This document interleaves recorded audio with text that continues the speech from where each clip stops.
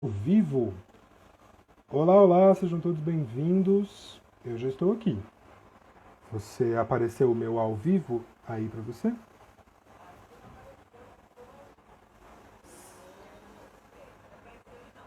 Se você arrastar a página para baixo, ela atualiza.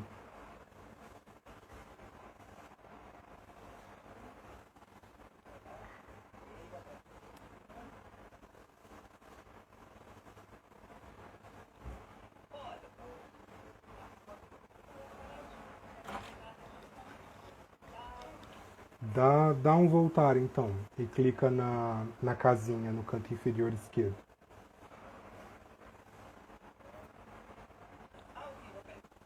Isso. Clica lá, por favor. Olá, gente. Olá, Fer. Olá, Góis. Olá, Carol. Raíza também chegou. Verônica chegou. Então vamos dar olá para a nossa convidada.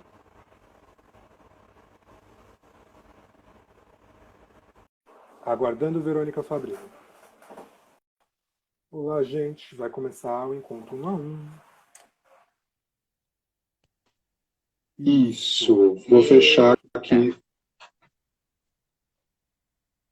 Olá, você me escuta bem? Sim, sim, te escuto otimamente bem, Pangones. Tudo Eu bom? também te escuto Tudo bom bem. você? Tudo bom, e você? Tudo bem. Então, Né? deixa eu Aquela apresentar para pergunta que todo a gente mundo faz que aqui. tem que fazer. Tem que fazer, porque ser honesto ninguém é, né? Deixa eu apresentar. Bom, gente, eu sou o Pangones, eu sou artista e produtor cultural e eu sou membro da Beira. A Beira, ela é uma sigla para Bienal de Experimentos Interculturais Radicados na América Latina. A Beira, ela reúne os objetivos de jovens produtores como eu, para abarcar artistas que estejam à margem ou, melhor dizendo, à beira da cena hegemônica. Esse núcleo foi criado para plantar a semente de um festival diverso que pretende construir um diálogo entre as várias áreas do saber de maneira horizontal, construindo um espaço de integração, sobretudo entre os artistas da América Latina. Sigam o nosso Instagram, que não é esse aqui da transmissão, é o @beirabienal, para vocês acompanharem todas as novidades. Esse aqui é o Instagram da Aflorar Cultura, produtora cultural da Cynthia Margaret, nossa mentora. A Beira é parte da semeadora de projetos da Aflorar. Nós nos encontramos com a Cynthia na Estufa de Futuros, atividade pedagógica ministrada por ela na MIT de 2019. E desde então ela vem nos dando todo o suporte para a gente florescer. Eu vou conversar hoje com a nossa convidada Verônica Fabrini. Um prazer ter ela aqui comigo. Ela é diretora artística e atriz pesquisadora da Boa Companhia, professora do Departamento de Artes Cênicas da Unicamp, foi minha professora querida, e é co-criadora dos Encontros Arcanos, evento acadêmico artístico dedicado ao estudo do imaginário e suas interfaces com as artes da cena. Com ênfase em processos criativos, Verônica atua em performance, dança, teatro gestual e outras linguagens. No campo teórico, a nossa convidada se aprofunda nos estudos decoloniais e feministas. E é disso que a gente vai bater um papo hoje. E aí, Vê, eu te apresentei, mas eu queria saber como você se apresentaria. Então, eu acho até engraçado, né? Porque eu ouço assim, parece que está falando de outra pessoa. Porque eu sinto, não, uma coisa assim, muito radical, que foi rolando comigo, né? E está ainda acontecendo no processo desse ano, né? Que é de uma necessidade imensa de abandonar tudo, sabe? Começar um pouco tudo de novo, né? Então, várias coisas, às vezes eu fico assim olhando a minha estante, fico olhando os meus livros, fico olhando e parece que nada faz o menor sentido. A sensação que eu tenho é meio assim que abriu uma fenda, sabe? Eu tô assim, meio que nem Alice no País das Maravilhas, caindo, caindo, caindo. E, na verdade, eu tô doida para uma rainha pedir para cortar a minha cabeça, porque eu acho que a gente está caindo para o sul, né? E saindo dessa hegemonia racionalista que tanto a gente viveu e tanto dominou absolutamente tudo, né? Nos afastando completamente desses dois outros campos, né? Que é do sentir, né? e do coração mesmo, né? Então, estou um pouco assim, num momento muito estranho. Então, é isso. Eu não vejo assim currículo, essas coisas. Eu falei, gente, isso daí era eu. Vamos ver. Então, diga lá. Sim. Mas se você quer que a rainha peça para cortar a sua cabeça, você tem que ir comendo as tortas, né? E aproveitando para comer as Pois tortas é, né? até lá. Vê, você Não falou que é? tudo você falou justamente que tudo mudou, né? Mas a minha primeira pergunta para você seria de como as coisas mudaram, mas não de agora, de um pouco antes, né? Que é como é que você chega nos estudos e nas práticas feministas e nas decoloniais? No sentido de que isso sempre foi um horizonte para você, sempre foi uma questão na sua pesquisa, ou tem um ponto, não um ponto de virada, mas um momento onde isso começa a ser mais importante? Eu acho que tem um momento em que isso passou a ser mais permitido ser falado, né? Uhum. Então, às vezes, é um tipo de identificação que a gente tinha com certas coisas, mas que não estava. Parece que a gente não tinha tanta permissão para falar, né?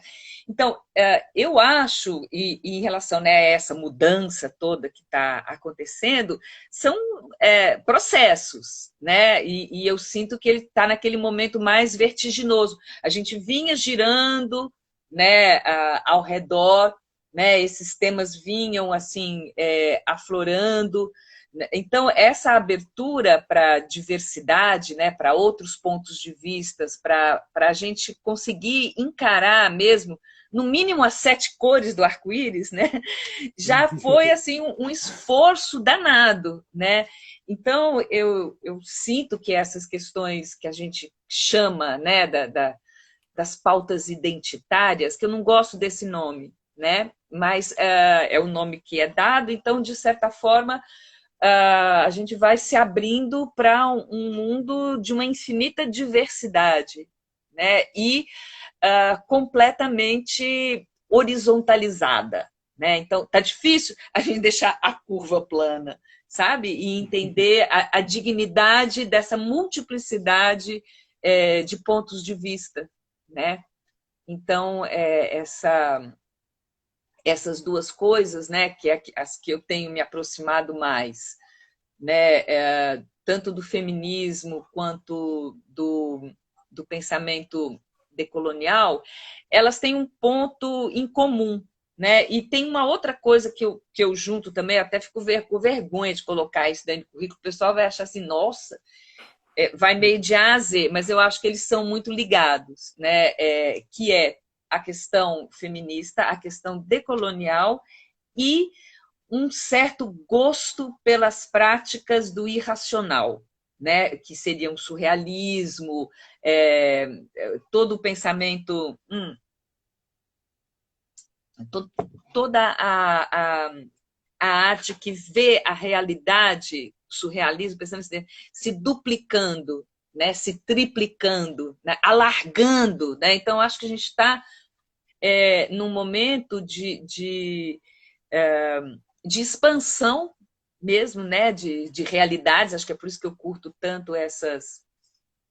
Aí você vai perguntar o que, que o feminino tem a ver, o que, que o feminismo tem a ver com isso, né? O que o decolonial tem a ver com isso. E eu diria que é quase mais uma coisa que eu sinto do que uma coisa que eu sei, né? Mas a gente vai encontrando, né, aspectos que são comuns a essas lutas, né? Quando você vê, por exemplo, a ligação do feminino com o ato simples de cuidar, né? O tanto que isso foi desprezado, cuidar de qualquer coisa, de uma planta, de uma criança, de um avô, de uma avó, né? O tanto que isso foi completamente relegado ao serviço obrigatório da mulher, né? Então, essa dimensão do cuidado com a materialidade, da própria ideia de você criar, né? Também ligada a essas coisas, e todo o lado mais escuro mesmo, né? De contato com outras dimensões. Né? Não é à toa que a gente ouve falar muito mais de bruxas do que de bruxos. Né?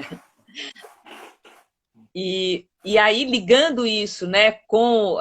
então, tem essa dimensão do feminismo que me interessa, é a dimensão da bruxaria, né, que é do contato com essa fala da natureza, né, a fala das ervas, a fala dos bichos, né?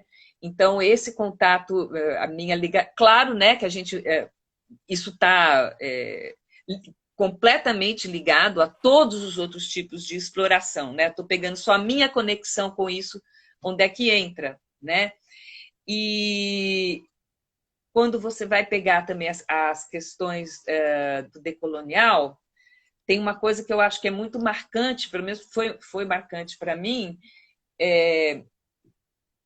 como é que eu me aproximei disso, né? Foi engraçado, porque eu fui fazer um pós-doc em teatro e filosofia, né, na Universidade de Lisboa.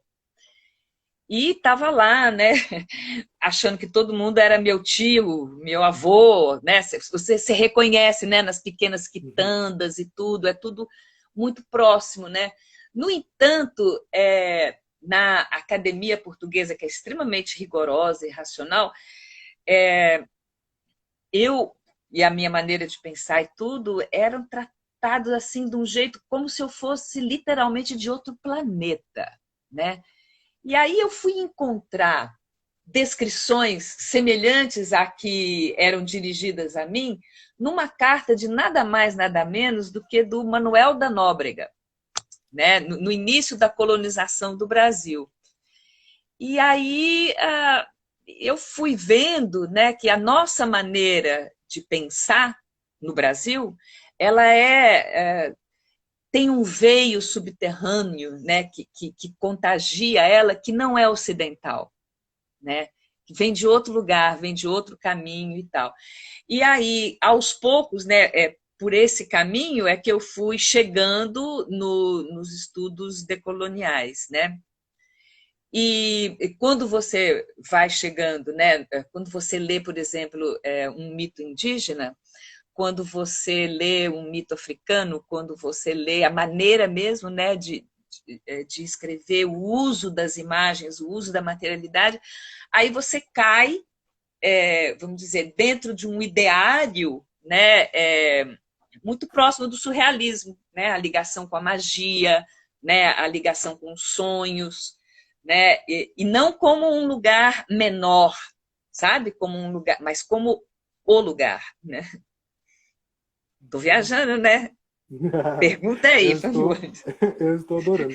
Mas você falou dessa defesa do irracional, né? E desse veio na nossa cultura, na nossa existência, que não tem a racionalidade, podemos falar assim, da racionalidade europeia. Mas me parece que a nossa academia, a nossa universidade, como herança europeia, ainda tem muito. Então eu fiquei um pouco na dúvida de que você falou sobre a academia portuguesa, né? Mas como é que é isso na academia daqui para você? E e Olha, a tudo mais. academia é um dos lugares mais coloniais, né, de perpetuação, né, do colonialismo, eu sinto assim, né, que possa existir, né, enquanto se sabe instituição, né, porque é subliminar, né, ela se chama, olha só, arrogância de universal, né, universidade. Aí você pega as referências, as bibliografias, né, e tudo mais, e você vê que elas vêm do mesmo lugar, né? Então, como é que a gente pode considerar, né, universal essa tirania dos universais, né? Então, você acaba não... E passam para a gente, né, como neutro, como universal, como geral, né, entre os homens, como... E aí você vai olhar, né, a famosa frase que hoje em dia está na moda, tá, foi escrito por homens brancos europeus do norte, né? E você vê sei lá, se a gente fosse fazer uma contabilidade, né, das bibliografias, dos cursos, ou mesmo das referências, né? E a gente tem também, né, na origem da universidade no Brasil, que é muito recente, né, que é muito novinha ainda, mas a gente tem essa herança, a herança maldita, século XIX, né, a missão francesa no Brasil, né, e que impregnou, né, e a herança colonial é muito pesada, né, porque ela não é teórica, né, ela é absurdamente concreta. Ela é o índio Galdino queimado, ela é o massacre de Carajás, ela é a morte do Rio Doce, né, ela tem uma concretude muito doída, né? Mas já que a gente foi por esse caminho de falar sobre a academia, eu talvez gostasse de ouvir sobre os espaços que a gente acaba abrindo dentro da academia. Você com o Claro. seu trabalho, com a sua pesquisa, e uma vez a gente teve uma conversa muito boa onde você falava sobre o abrir frestas, né? E onde depois vem uma pessoa e abre uma fresta um pouquinho maior, e uma fresta depois da fresta.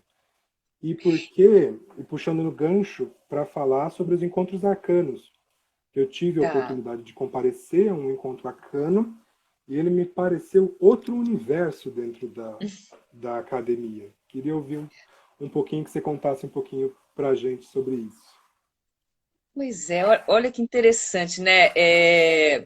O meu professor de Michael Chekhov, o Hugo, ele sempre usa um exemplo que é assim, quando uma coisa tá escura, está no quarto escuro, né? Uma frestinha pequena, mínima de luz que entra, já é luz, né? E com o tempo ela passa a iluminar, se você ficar, né, atento, né, a esse pedacinho iluminado, você vai ver que ele se amplia, né, que seu olho vai se acostumando, né? Então, assim, maior orgulho, vamos dizer assim, se eu fui a frestinha micro, você já escancarou a janela, né? Então, assim, eu fico super orgulhosa de ver você nessa proposição, né? Levando a ideia adiante, né? Porque, por exemplo, saiu a forceps aquele artigo ultra simples, né, do sul da cena, o sul do saber, e olha que eu escrevi ele logo depois que eu voltei lá de Portugal, sabe, não, né, publicar para quê? Não tenho muita paciência dessas coisas, não estava na moda, né? Então não tinha lá tanto interesse. Nossa, levei a maior lavada no congresso que eu fui em Portugal depois, né? Eu acho que foi 2010, esqueci quando que foi, né? Mas também, sabe, fazendo mil questionamentos, um congresso de teatro e drama, né? Assim, completamente eurocentrado e tudo, né? Então eu não sentia que tinha espaço nem para, né? E aí foram indo, né? Essas coisas, e muito importante, você fez a iniciação científica, né? Como é que você foi também caminhando, né? E nos encontros arcanos, por exemplo, aliás, a gente vai ter um outro agora em dezembro, que está muito bacana, está muito legal. Vai ter a abertura do Cacá Verage Coupé e o fechamento do Michel Maffezoli. Então, a gente... E vamos estar discutindo muito sobre o retorno da espiritualidade, sabe, no pensamento, né? Que eu acho que foi muito, veio muito junto, né? Faz parte, né, desse conjunto, quando a gente passa a dar escuta, né, para esses saberes que estavam silenciados, né? Então é impossível você separar a arte indígena das cosmovisões.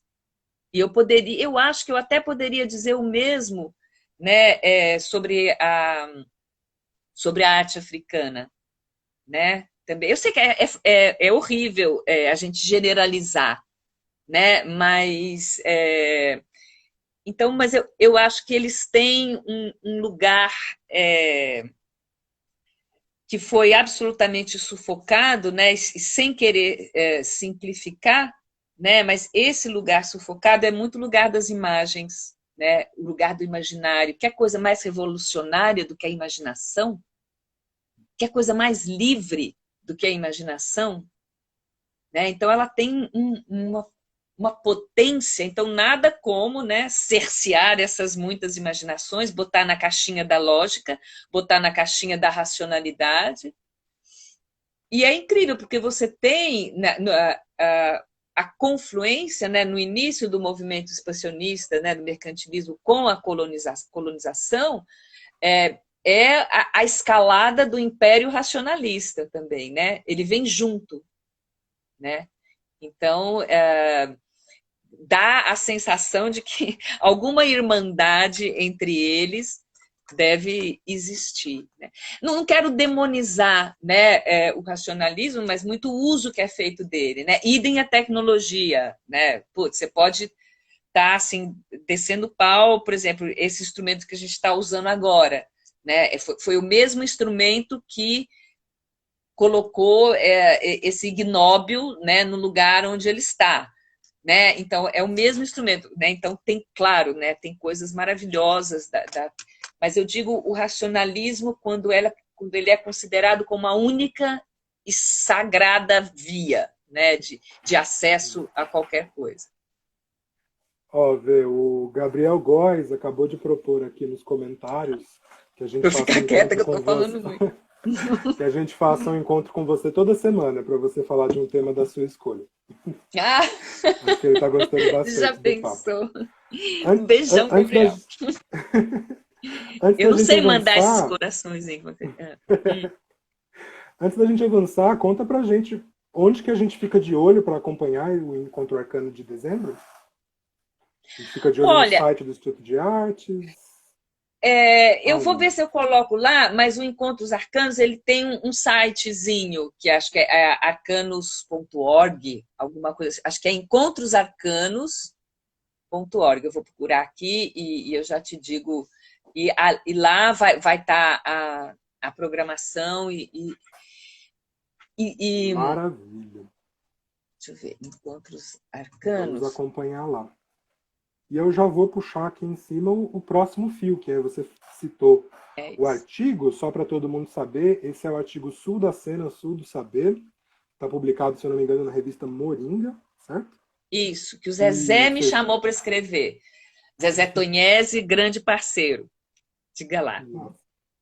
E ele foi um artigo muito importante para nós da Beira quando a gente estava começando.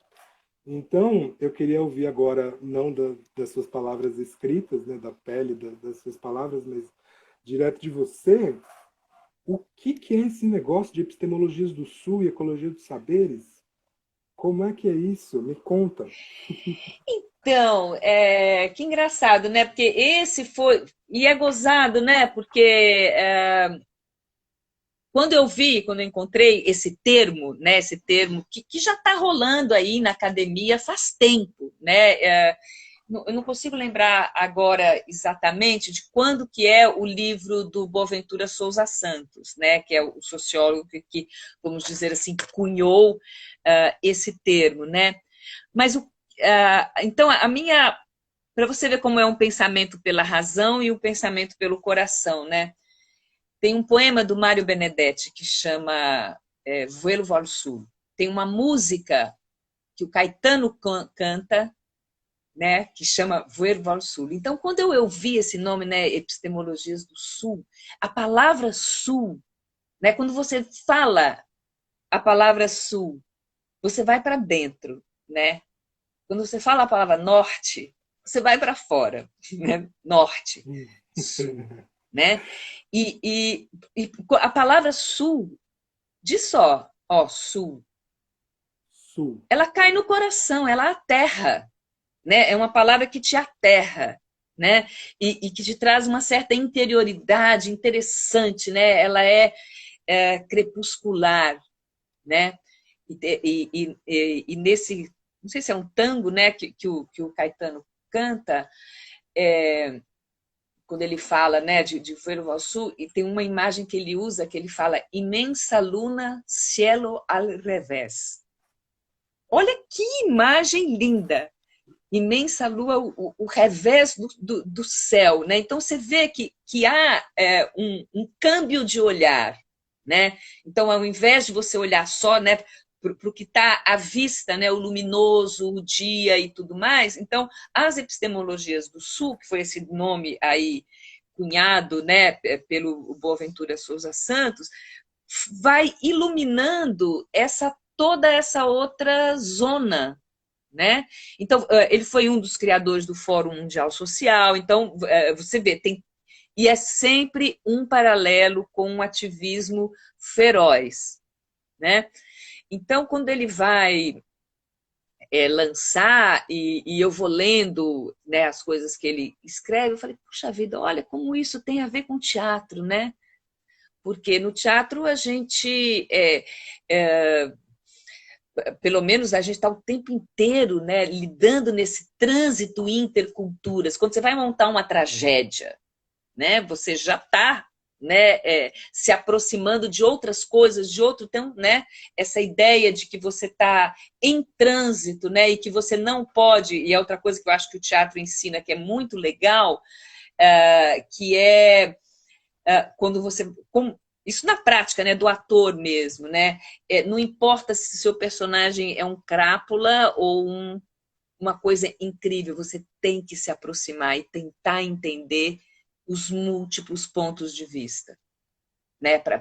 Você não pode querer gostar mais de um ponto de vista, você pode gostar mais, mas você tem que entender, você tem que trazer para o seu sentir, né, essa multiplicidade, né, de coisas. Então eu fui não sei, fui vendo, né, que o curso que eu fiz de artes cênicas, né, na Unicamp, ele sempre teve um apelo muito grande para as culturas brasileiras, né? Então, eu tive professores como a Raquel Trindade, eu aprendi capoeira com Jassa, né? Então, é uma coisa, a gente, ou mesmo o Monteiro na área de circo, a gente percebe o tanto de saber que tem nessas outras práticas que não são as práticas que estavam na bibliografia.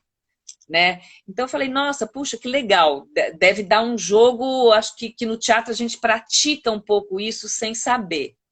Né? Daí foi não exatamente isso sem saber, né? Daí você vai ver, sei lá, você pega, sei lá, ponto polêmico, tá?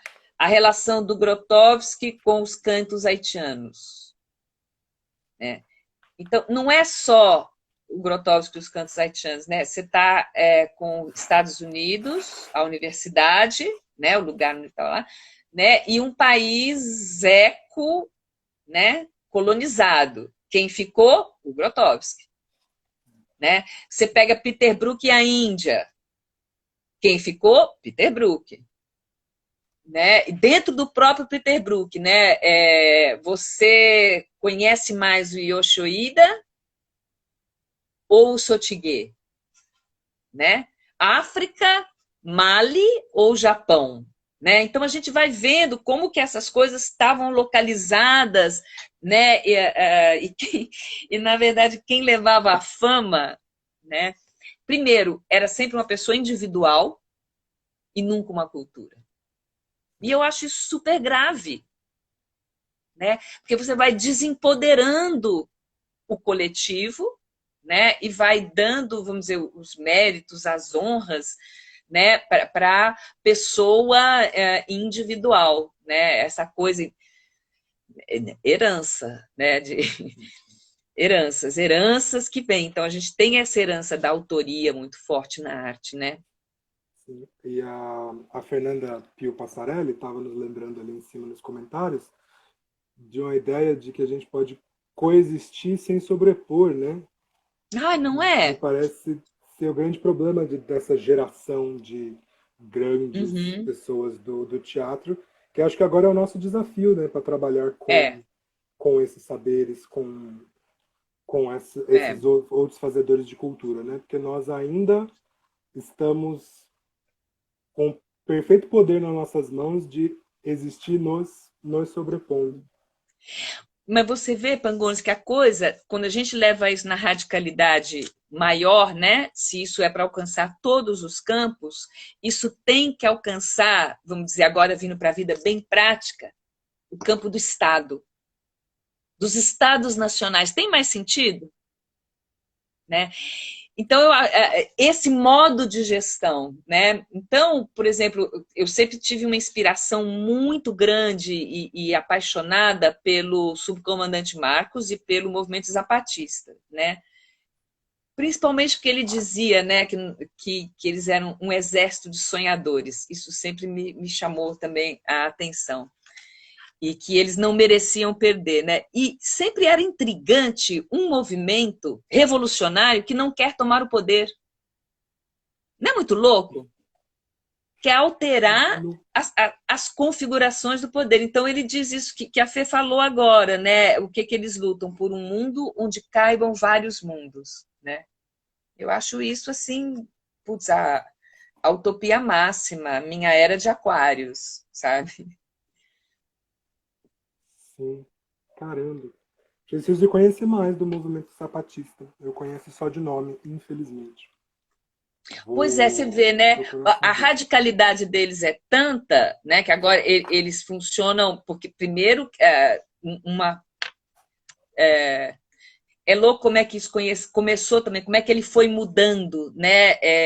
E a grande mudança que teve, quer dizer, eu tô falando assim meio também de orelha, que eu não sou nenhuma estudiosa, mas a gente vai percebendo, né? E vai lendo uma coisa aqui, uma coisa ali. Mas a relação com os povos indígenas, com a resistência indígena, né? Foi reorientando uma coisa que começou quase como uma... Quando é que a gente passa, né? Vamos dizer, dos movimentos revolucionários inspirados na ideologia dos grandes partidos, né? Do livro vermelho do mal, né? E você vai para um outro modelo completamente diferente de gestão, né? Que é essa gestão do coletivo. Claro, eu estou romantizando um pouco, né? O pensamento indígena é nossa única salvação? Tô. Não tem nenhum problema. É porque eu acho que tem momentos que a gente meio tem que fazer isso, né? Porque se a gente começa a problematizar até isso, a gente não... Porque o tamanho da coisa que a gente tem que combater é muito grande, não é pouca coisa, não. Sim. É um pouco de romantismo para nossa segurança até, né? É até mais do que isso. Eu acho que um mito a gente combate com outro mito. Sabe? Quando eu ouço, quando eu vejo filminhos, né, assim, da TV, esses clipezinhos, e você vê o Bolsonaro passando, né? Ai, falei o nome.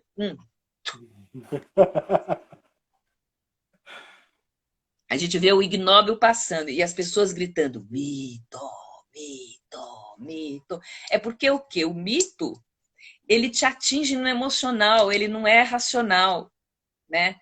Então, o que foi o nazismo, sabe? Então, você constrói, né? Então, eu acho que, assim, quando a gente tem essa crítica, né? De, você romantiza demais, sei lá, desde a figura do Lula, né? Até, vamos dizer, o pensamento ameríndio como o grande salvador do mundo, né? E a Pachamama como nova deusa. Tá. Tá, romântico, mas eu acho que se a gente não fortalecer mitos que podem ser, que podem confrontar, né, o tamanho do desafio que a gente tem pela frente, fica difícil caminhar, né? Então, se a gente for muito racional, né, nesse sentido, claro que tem contradições, claro que não é, né, tudo isso, mas o que a gente precisa agora, né, nesse momento, para enfrentar essa parada, né? Essa parada da total fundamentalismo moralista, né? Hipócrita. Então, e ainda por cima completamente, né? Gente, Jesus não vai voltar desse jeito, né? Não vai, não vai. Se eu fosse ele, nossa, se eu olhava aqui para baixo, falava, ih, deu tudo. Ai, que vergonha, ninguém entendeu nada do que eu falei. né? Impressionante, né? Ninguém entendeu nada. Maravilhoso. Mas, Mas você eu vê, vou até o voltar. Papa está se repensando. Até o Diga. Papa está se repensando. Eu queria voltar um pouquinho no que você falou dos zapatistas, porque o mundo de vários mundos, certo? Lutar Uhum. por um mundo de vários mundos. Isso me pareceu, na verdade, uma ótima definição para a ecologia dos saberes. O que você acha? Sim, sim, nossa, perfeito. Né? Um mundo onde caibam vários mundos é exatamente isso. Né? Porque, porque aí você, o que é que você tem? Né? Diversidade é sinônimo de vida. Né? Uhum. Pega um campo de soja, e o que um campo de soja atrai? Praga. Né? Quando é tudo igual, atrai praga, atrai destruição, porque a vida não suporta a hegemonia. A vida não é mono, né? A vida é estéreo, sabe? É quadrifônica, né? Então ela precisa da diversidade para ser vida, né? Então você pega todas essas coisas que uma cor só, uma coisa só, não gera, né? A diversidade gera vida, né? Então, e essa ecologia de saberes, então se a gente não tem diversidade, a gente não tem ecologia, né? A gente tem o quê? Sim. Um campo de soja, que cada vez vai precisar de mais veneno, porque a vida vai insistir em destruir aquilo, né? Pesado. Eu tenho uma imagem muito forte comigo de quando eu era criança, que era estar viajando numa estradinha, e ali por onde fica a família do meu pai, e à direita tinha tipo um pedaço de Mata Atlântica preservado. Hum, E é uma floresta tão densa, tão pujante, que você não consegue ver para além tipo, da segunda fileira de árvores. hum. Que elas estão todas juntas, dando a volta entre si. E, e eu, do outro lado da estrada, uma fazenda de eucalipto. É. Então, aqueles eucaliptos todos do mesmo tamanho, todos com o mesmo formato, todos nascendo em fileira. E uma árvore que ela salga o solo, né? Então, depois do eucalipto, nada cresce ali. Ainda Essa chamam imagem, aquilo de reflorestar, né? florestamento. Não, é cruel, né? Essa coisa, né, por que a diversidade, né? Sinto muito, a vida é assim. Então, para mim, você ser contra a diversidade é você ser contra a vida, né? Mas, Mas, então, aí, observando seu trabalho e todas essas questões com os vários mundos, a diversidade, eu noto que tem um esforço muito claro em, de certa maneira, estar visitando outros mundos, né? E tanto nos três trabalhos mais recentes que eu pude assistir e acompanhar, o Bonecas Quebradas, o Mulheres Violentas e o Histórias da Onça, tem esse trabalho de ir coabitar ou se cercar dessas outras referências simbólicas, desses outros mundos. E me parece que isso tem muito, né, do pensamento feminista decolonial e do irracional, nesse contato radical com as coisas. Eu acho que eu queria ouvir um pouquinho sobre isso, sobre esses três trabalhos, como é que eles foram para você, como é que, se isso que eu estou falando é besteira também. não, eu acho que primeiro, uma coisa que talvez não seja exatamente da natureza desses três trabalhos, mas eu acho que é da natureza do teatro mesmo, né? Se a gente realmente degustá-lo, né? Então, cada peça é um portal, né? É um portal. Quando eu penso assim que eu não sei se eu teria aprendido as coisas que eu aprendi bem recentemente, né? Sobre racismo, né? Se eu não tivesse fazendo lá com o pessoal o Lima Barreto, né?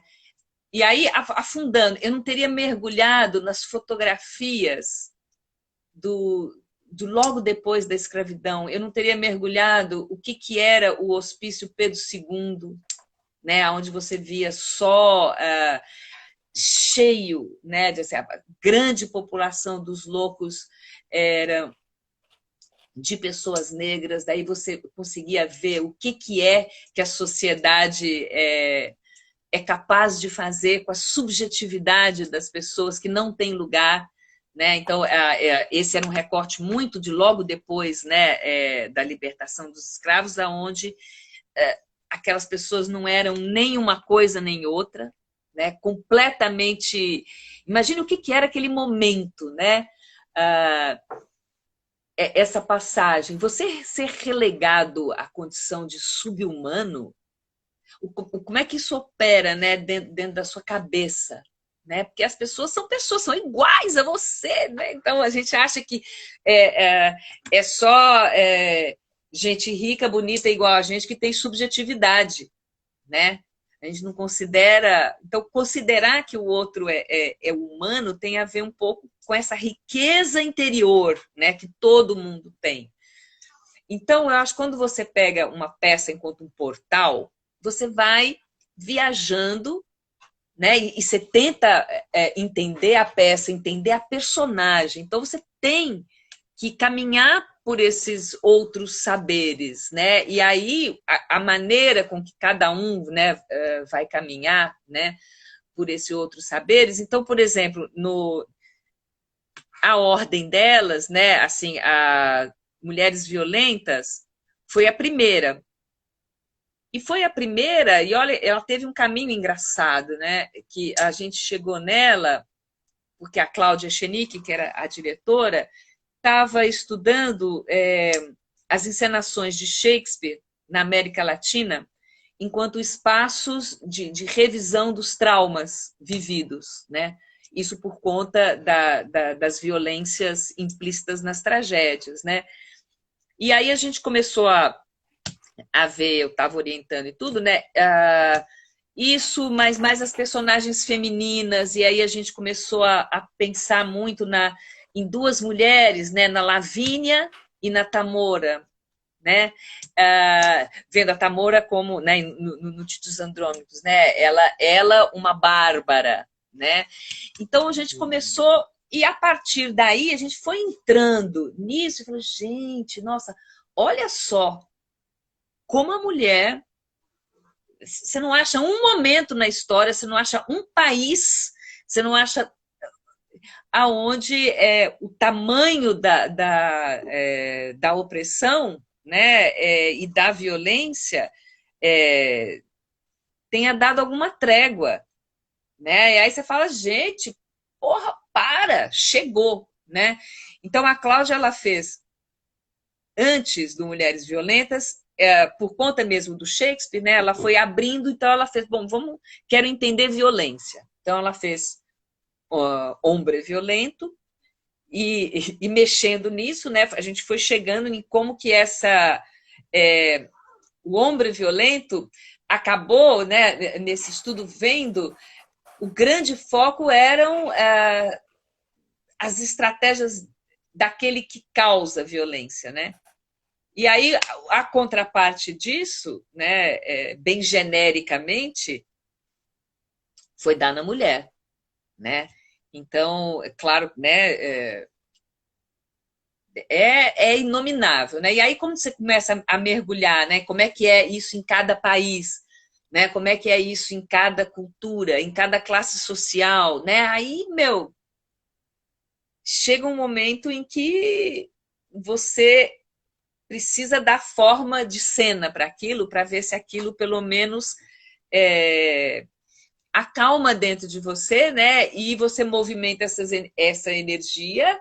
Quem vai assistir também, né? Chacoalha, mas também alarga os horizontes, né? A gente recebia muita gente depois da peça que lembrava durante a peça de casos que aconteceu e que ou não lembrava, ou não tinha dado bola, ou aquilo nunca tinha incomodado e de repente veio como uma, né?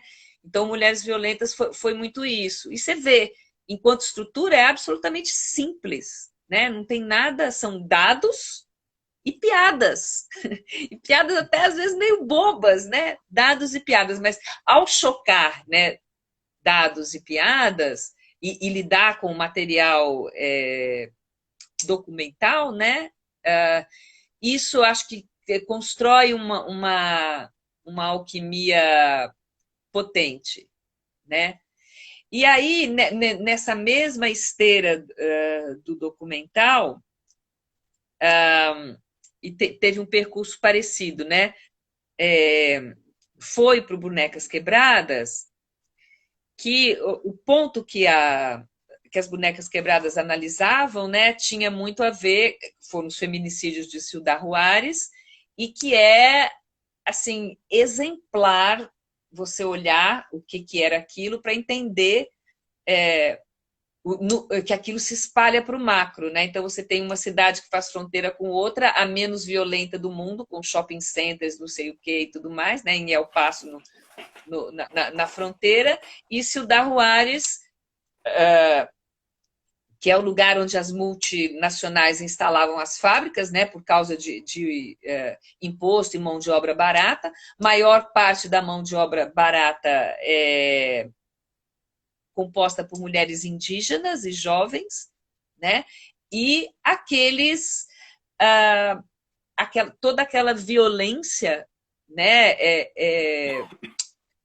inscrita, né, do narcopoder, né, e do capitalismo, que é sustentado pelo narcopoder, né? Por que ninguém legaliza, né? Tá aí, o pessoal tem a posse, né, do inconsciente. Então, mas só falando, né, o México naquele momento muito governado pelo narco-estado, né, e os corpos das mulheres sendo o lugar onde se inscrevia, né, as violências das disputas de território. E, ao mesmo tempo, a gente fazendo uso de tudo isso, né, porque lá depois no texto que eu escrevi sobre o livro, né, então, esse computador que eu estou usando, essa pecinha minúscula pode ter passado pelas mãos de uma dessas mulheres, né, que trabalhava mais de 20 horas por dia, né, e que, de repente, foi barbaramente torturada, assassinada, esquartejada, picotada, né? Então, essa questão, né, do computador, né, toda essa era, né, de alta tecnologia e de exploração, né, e curioso, da mão de obra feminina, porque as mãos eram menores e mais delicadas, as mulheres eram mais cuidadosas, né? E indígenas, aí bem uma exploração de um povo que não tinha mais as suas terras para plantar, né? Então, desse êxodo do campo, né? E que ia para as cidades para trabalhar. Então, esse as bonecas quebradas, né? Onde a gente vai chegando a essa ideia do Estado sustentado por milícias, né? E ó, que o Brasil nem estava assim desse jeito ainda, a gente ainda nem tinha o ignóbil lá no lugar onde é que ele está. E aí a gente ia fazendo paralelos, né? Claro, com o Brasil, né? Nesse trabalho que o foco de pesquisa, né? Foi esse lugar emblemático, né? De Cildar Juárez e indo lá, né? E indo lá e conversando com as pessoas, vendo pessoas que trabalharam lá, e tem todo né? Nossa, no México você respira muito, a questão indígena é muito colocada, né? Na América Latina, em boa parte, né? No Chile menos, mas sei lá, Colômbia também um pouco mais, Bolívia bem mais, né? Então, mas daí a gente vai vendo, né, como que essas populações nos evidenciam, primeiro, que as fronteiras não fazem sentido, né? Porque esse povo, não dá para você separar os Aymara do Chile, mais os Aymaras da Bolívia, né? Ou os Mapuche Chile, os Mapuche que são da Argentina, não, né? É outra Yanomami configuração. Brasil, os Yanomami Venezuela. Exatamente, né? É outro lugar, né? E a mesma coisa, né? No México e tudo. Então, estando lá, né? A gente vai vendo essas camadas, né? É bacana de ver isso, porque como as civilizações anteriores lá, né? Eram civilizações que escreviam nas pedras, né? E as grandes construções eram de pedra e as nossas aqui de palha, então a gente vê as camadas, né? Uma igreja católica em cima de uma pirâmide, lá no Zócalo, né? É assim, né? Então, e aqui a gente, né, acha que não existia civilização antes, né? Uhum. Porque não temos Machu Picchu, mas temos muitas outras coisas, né? E aí, então, veio as histórias da onça, né? Aí Mas já ligando. se você me permite ficar um pouquinho nesses dois primeiros trabalhos, que eu fico curioso em como é que foi produzir esses dois espetáculos em tamanha relação com a América Latina, numa cena, numa cena brasileira que olha tão pouco para os nossos vizinhos. Teve alguma dificuldade? Teve alguma. Olha, a Mulheres Violentas a gente fez primeiro, assim, como uma parte da pesquisa de doutorado, né? Então, porque o trabalho era ligado, eram as tragédias em contexto da América Latina, né? Então, estava mais ou menos relacionado, mas não tinha grana nenhuma, era a gente fazendo, né? Aí, depois, a gente, para refinar, a gente conseguiu um edital do Iberecena, que é dedicado, né, a esses intercâmbios, né? Aliás, tem rubrica para festival, viu? Né? Sim. Imagina, você já deve ter visto, né? Só Eu não lembrando, né? sabia que o Mulheres Violentas era Iberecena. Fico feliz de saber. Então, foi para numa coisa bem modesta, que foi residência em dramaturgia. Né? Então, a Cláudia veio para cá e a gente terminou de trabalhar, refinar, arrumamos mais jeitosamente. Né? E o Itaú, o Mulheres, Bonecas Quebradas, foi um projeto que a Luciana Mitkiewicz e a Lígia Tourinho organizaram, né?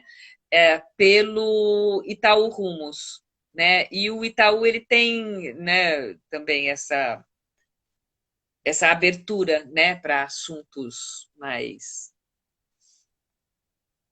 vamos dizer, internacionais do Sul, né? Pegando. Uhum, sim. E, se me permite perguntar, havia uma produtora cultural no time de vocês que assinava a produção desses dois espetáculos? Ou não? Vocês se produziam também? Vocês Olha, produziam? mulheres. Não, sempre teve. Sempre teve, graças a elas maravilhosas, para achar que lugar ir, né? Aonde que aquilo é potente, né? Então, por exemplo, acho que foi a Ju Saravalli, a Cassiane foi que nos ajudou no Iberecena, né? Foi ela que achou, assim, olha, por que vocês não fazem por aqui e tal, né? Para residência de dramaturgia. A Ju Saravalli, depois que colocou a gente em contato com muitos lugares bacanas, sabe? E a Cássia também, né? Aonde fluía, né? Esse tipo de linguagem, né? E esse tipo de tema, né? Então, as meninas da Caju, que era uma associação de produtoras mulheres, né? Então, foi muito importante para fazer circular, né, o Mulheres Violentas. Já o Bonecas Quebradas ficou mais. Eu só fiz, junto com o João das Neves, né, a parte de encenação e de direção, né? e a produção toda ficou por conta das meninas do Rio, né? Tanto a Luciana quanto a Lígia, elas são do Rio, né? Então, eu não tive tanto contato com essa pegada da produção, né?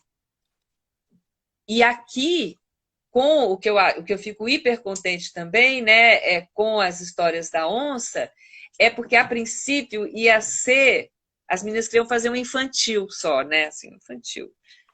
E eu falei, vou fazer um infantil caipira. Depois eu comecei a me envolver mais com a questão indígena, eu falei, não, vou fazer um infantil indígena. E a Tayana Kushner, que também já não é tão ligada, ela não era nessa época tão ligada a isso, né? Mas ela já tinha uma pegada de produção, mas em relação ao universo indígena, né, as meninas não tinham uma chegada, né? A Ana Laís, né, lembrou que o Daniel Munduruku tinha sido... Ela escreveu um conto quando ela era pequena, né, na escola, e ele que foi dar o prêmio, então ela falou, olha, pode ser legal. E aí as meninas compraram totalmente e foram se embrenhando, né? Aí o pessoal do Etnocidade estava muito ativo, né, que trabalha com os indígenas urbanos, né? Então, a gente foi fazendo muito contato. Eu tinha acabado de orientar também o trabalho da Arami Machner, né, sobre os Kaiowá. E olha que engraçado, né? A gente não sabe que as coisas que a gente faz têm consequências, né? Que curioso. Eu fui uma vez assistir lá na nossa sala no departamento, né, na sala 3, ia ter um espetáculo da dança, que uma ex-colega minha lá da dança me chamou para ver porque o Primus tinha ido se apresentar lá em Dourados. Aí eles curtiram muito o Primus, adoraram e tudo. E quando ela veio para cá, ela falou, a gente gostou tanto do Primus, vem ver o que eu estou fazendo, né? E era esse trabalho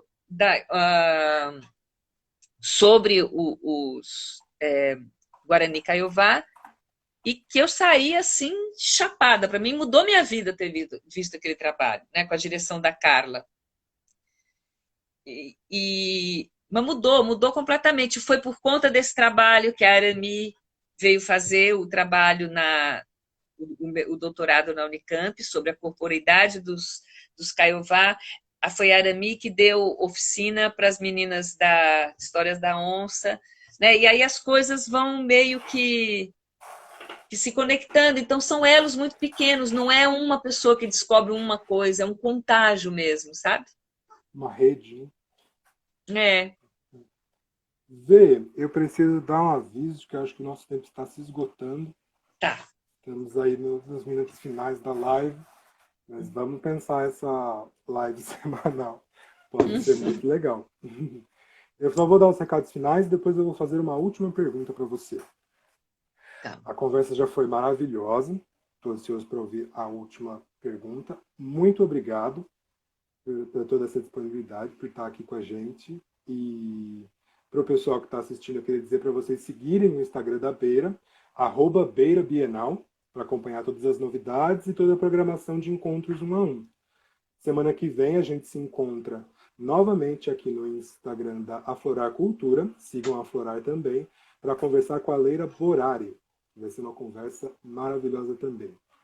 Vê, a última pergunta, e aí eu peço também as suas considerações finais, que é: que provocação você gostaria de deixar nesses minutos finais para nós, uma Bienal de Arte que está começando? Uma Bienal de Artes da Cena. Nossa, a Beira, né? Olha, eu acho... Eu estou muito inspirada pelo Chile e pela Bolívia, né? Então, eu acho que, sobretudo, essa relação Sul-Sul, né? A gente tá aqui do lado, né? Então, eu acho que ampliar, né, esse contato nesse momento agora com a América Latina é muito salutar, pode ser muito inspirador, né? E a gente vê como nesses movimentos, né? Peguei esses dois exemplos, né? Tanto o Chile quanto a Bolívia, né? A questão dos povos originários é forte, né? Então eu acho que a gente está num momento e a arte ajuda muito a construir isso, né? De construir essa terceira via, que a gente não é Oriente, a gente não é Ocidente, a gente é uma outra coisa. Então, essa outra coisa que literalmente vai lá, sabe, do Alasca até a Patagônia, né? Porque você tem culturas locais, né, que estão completamente esquecidas, né, do jeito que elas foram, né, destruídas. Então, eu acho que incentivar e de algum jeito, né, estimular, né, e abrir espaço, né, para essa manifestação desse terceiro lugar aí, né, que são desses povos originários das Américas, eu acho que é muito legal, né? Então, a arte indígena contemporânea é muito potente, né? É muito potente, principalmente pela relação que ela tem direta com o ativismo e de uma maneira muito diferente do que a gente está acostumado, né? Então, e ela faz, eu acho que ela faz uma reconexão quase que assim psicomágica através das obras que a gente precisa, né? Principalmente por conta que eles entendem, né, que arte é conversa com os espíritos, né? É uma reorganização que se dá em outros planos. E a gente esqueceu isso, né? Que a arte serve para isso. Então, que o festival, né, que a Bienal de vocês consiga operar, né, nesses termos. Muito obrigado, eu espero também. E espero que a gente esteja lá juntos para ver quando isso tudo operar. Vamos lá. Que bacana, eu acho bem legal. Quando que vai? E dou super parabéns, olha que legal, né? Eu estou pensando no trabalho da Cíntia, né? Nossa, não tem coisa melhor do que ver, sabe, a frestinha Let the Sunshine In. Muito. Estamos florescendo. E esse foi o nosso encontro 1 a 1 de hoje. Muito obrigado, Vê. Muito obrigado Obrigada, por estar Pangones. assistindo. Obrigada a todo mundo que teve paciência para essas digressões aí. Obrigada. E tchau. Tchau. Até mais, gente. Boa noite, bons sonhos. Um beijo, Vê. Tava com saudade. Beijão. Foi maravilhoso. Também, bem gostoso. Beijo no Luan. Pode deixar. Manda um beijo pro Luan, para todo mundo. Até. Tchau.